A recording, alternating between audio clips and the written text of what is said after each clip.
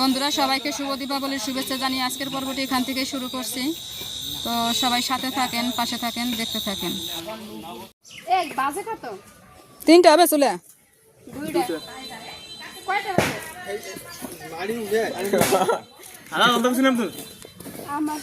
এই যে একটা চুলে আর ওই যে একটা।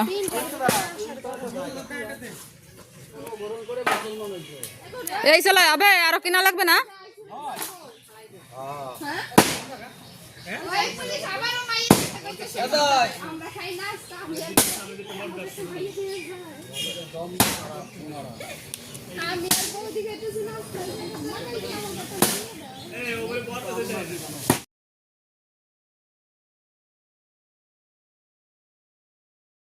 এদিকে আসো মিনু।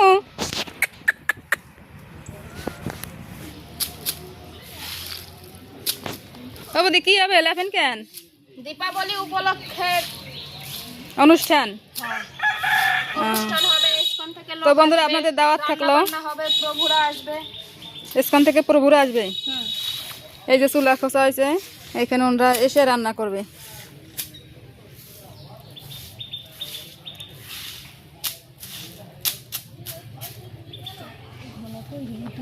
রান্না বান্না একটু পরে শুরু হবে, প্রভুরা আসার পর থেকে শুরু হবে রান্না বান্না। এখন বাজে হচ্ছে 12টা 20। একটু পরে আসবে বৌদি প্রভুরা, 1টা-1:30টার দিকে। তো ওনারা আসার পরে রান্না শুরু হয়ে যাবে।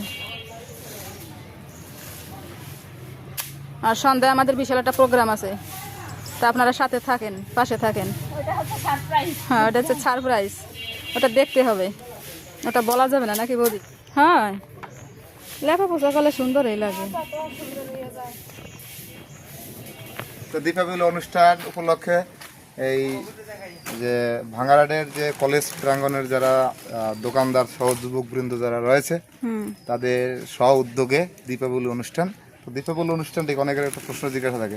দীপাবলি মূলত ভগবান শ্রী রামচন্দ্র যখন লঙ্কা বিজয় করেছিল, অর্থাৎ রাবণ সহ অসুরদের যখন পরাস্ত করে সীতা দেবীকে যখন নিয়ে অযোধ্যা প্রত্যাবর্তন করছিল, তো সেই আনন্দে অযোধ্যাবাসীরা রামচন্দ্রের আগমন উপলক্ষে তারা আনন্দ উৎসব করেছিল, তারা প্রদীপ উজ্জ্বলন করেছিল এবং সবার মাঝে সুস্বাদু খাবার বিতরণ করেছিল। তো সেই উপলক্ষে এবং অযোধ্যাবাসী খুব আনন্দ উৎসব করেছিল। সেখান থেকেই মূলত দীপাবলি অনুষ্ঠান। তো এটার আরও একটা অর্থ আছে, এটা দ্বারা আমাদের ভিতরে যে অজ্ঞানতা রয়েছে, আমাদের আসরিক প্রবণতা রয়েছে, সেটি বধ করাও বোঝায়। তো এই দিনটি যারা অংশগ্রহণ করবে তাদের মধ্যে শুভ গুণাবলী বা ইতিবাচক গুণাবলীগুলো বৃদ্ধি পাবে। তো যারা ভিডিওটি দেখছেন তারাও চাইলে এই দীপাবলি অনুষ্ঠান করতে পারেন এবং দীপাবলি অনুষ্ঠানের মাহাত্ম্য কি ইউটিউবে যদি সার্চ দেন ইসকন দীপাবলি অনুষ্ঠান, তাহলে আপনারা আরও বিস্তারিত জানতে পারবেন। তো এখানেই আলোচনা রাখছি। সবাই ভালো থাকুন, সুস্থ থাকুন। হরে কৃষ্ণ। হরে কৃষ্ণ, ধন্যবাদ।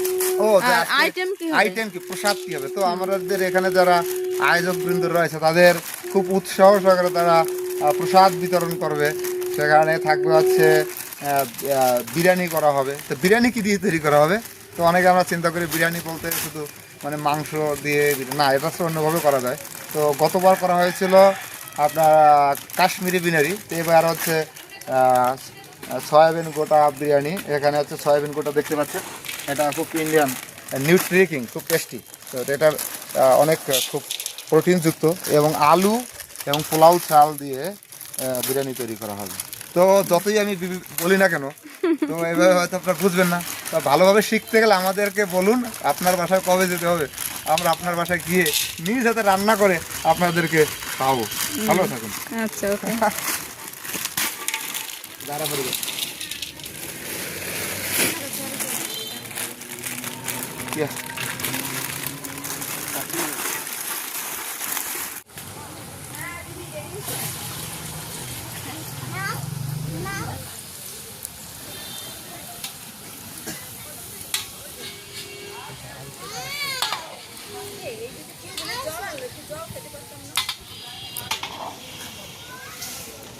দেখে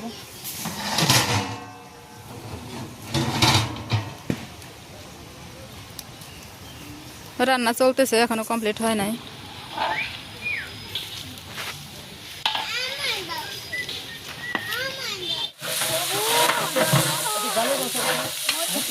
কারেন্টটা চলে গেছে। আমার বাড়ি তো কয় দেখি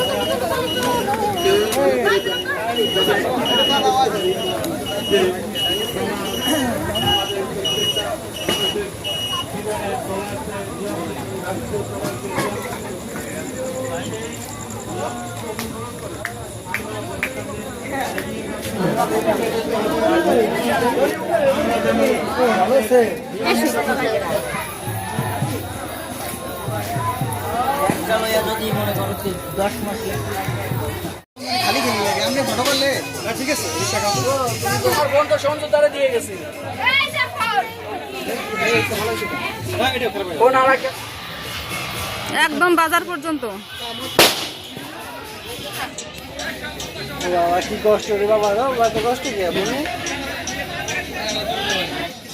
বৌদির সেই সিক্রেট বিষয়টাই যে আপনারা আজকে এখন দেখতে পাচ্ছেন।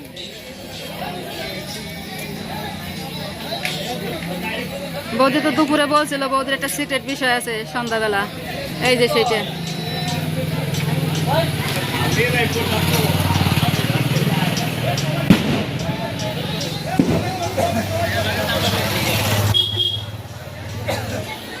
এই আইডিয়াটা আগে ছিল না অবশ্য, এই সর্বপ্রথমে ট্রাই করলাম।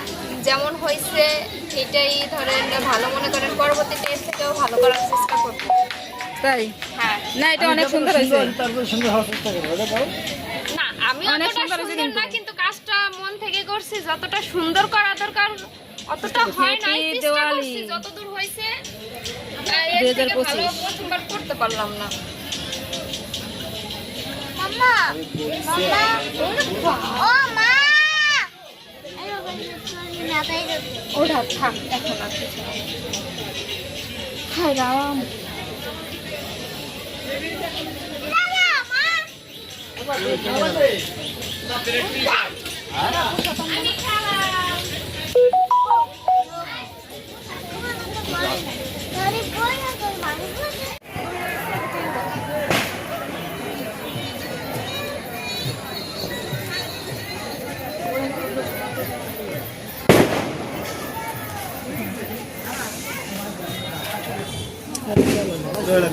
এই হ্যাপি ডে হইলে অন্য কাজ তাইলে হার চিন্তা ভাবনা করতে আমায় এরা সবাই পারলাম না এখানে।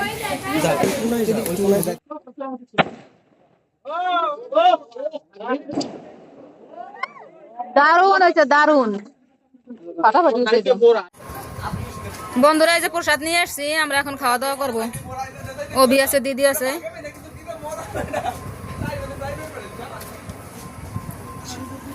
মজাই হয়েছে, এটা কখনো খাই নাই।